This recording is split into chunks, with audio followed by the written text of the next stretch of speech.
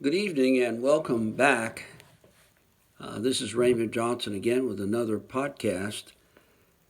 In my previous podcast, I'm continuing with that same theme children, education, instruction, and the learning of children. And today, what I wanted to do was to introduce you to a book which I have written called African Folk Tales Collected Wisdom. African Folk Tales Collected Wisdom.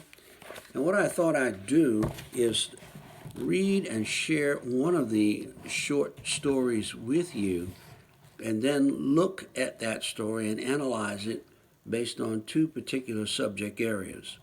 The first subject area is what we call symbolism, and the second subject area is the area of mythology. And so I'm going to get right into first reading this short story and then backing into a little bit of an analysis as to how this particular short story entered the book and why I found it important enough to be in the book. This story is called The Origin of Fire. And I'm going to sort of paraphrase it and read through it just a bit and then come back and talk about the subject matter in the book.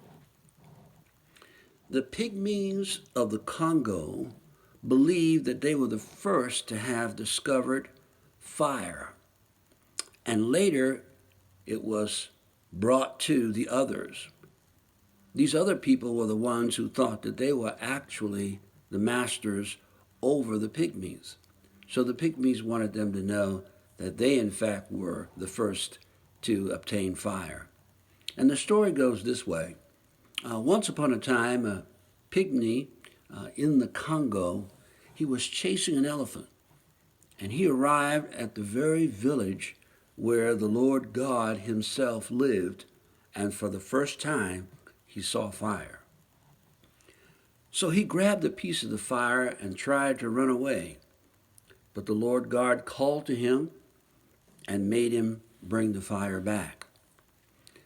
3 times this pygmy tried to steal the fire, but each time God made him bring it back. Finally, God said, well, you know what? I'm going to build a fence, which he did, because I want to keep this pygmy out. But it so happens that during the night, the pygmy found a way to jump the fence, and he got the fire, and he stole the fire and brought it back to the earth. He brought it back to the earth. And from that point onward, men have had fire since that time. What an interesting and curious little short story about the origin of fire. I want to take a look at this story in accordance with the 2 subject matters I mentioned at the very outset. One is the notion of symbolism, and the second piece is this idea of myths, M-Y-T-H, myths or mythologies. Let's look at this story. Here it is, a pygmy. When I first read this story to a group of younger children, they asked me, Mr. Johnson, what is a pygmy? And so I had to go through a description of that, particularly emphasizing that pygmies are shorter persons. They tend to be under 5 foot tall, but yet they may be of adult age. So I had to tell them what a pygmy was. And then secondarily, they say, well, where is the Congo? Many people are not aware of the Congo, nor were they aware that the Congo contained pygmies. So let's look at this story. Here it is, a pygmy in the Congo. He is chasing an elephant.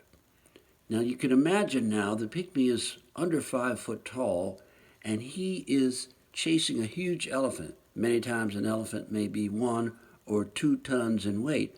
So he's very courageous because of his size to be able to chase and believe that he can bring down an elephant. The other thing is, in this story, you notice that this pygmy has a sense of ingenuity.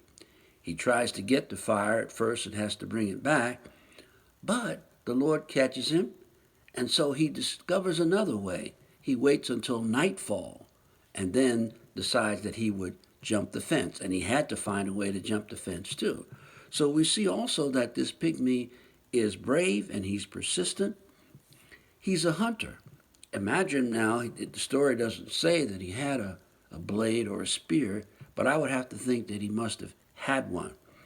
And he is a person who we can identify as being, he's a male, and he's a producer, and he's brave. And so these are little pieces that are impacted in the story in the character of the pygmy. Second, and that's under this notion of symbolism. Let's look at the second piece, which is the mythology regarding why this story exists at all.